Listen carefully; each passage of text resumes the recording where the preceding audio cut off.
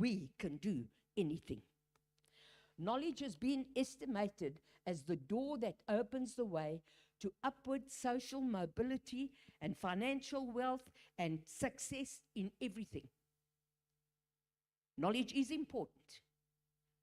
And I'm not taking away from knowledge. I encourage all our young people to get knowledge. I encourage them to finish their schooling, to go to university if they can afford it, or get a bursary. But I encourage knowledge. But I encourage spiritual knowledge, epignosis, more.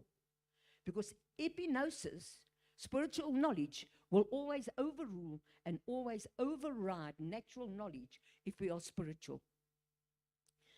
Just as it was in Genesis 11, at the destruction of the Tower of Babel.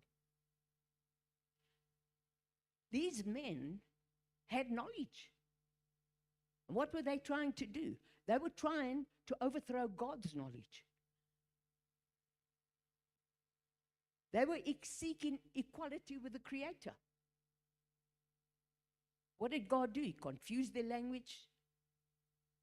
They didn't understand what each other was saying. And prior to that, they were saying, we can go all the way up. They built the Tower of Babel. We can go all the way up to heaven. Humanistic reasoning may believe in a higher power. But they believe that higher power comes from within.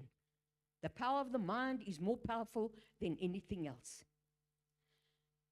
But we know that the only power that is real, that is powerful, comes from a superior being, comes from God himself.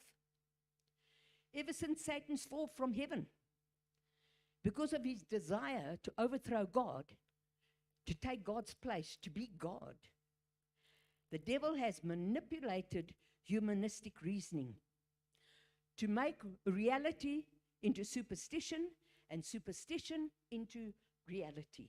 And unfortunately, you have no idea how many university students believe the rubbish that they've been taught with regard to God, knowledge, and you know that God doesn't really exist.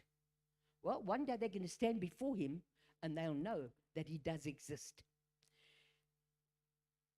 Satan still wants to steal God's rightful do it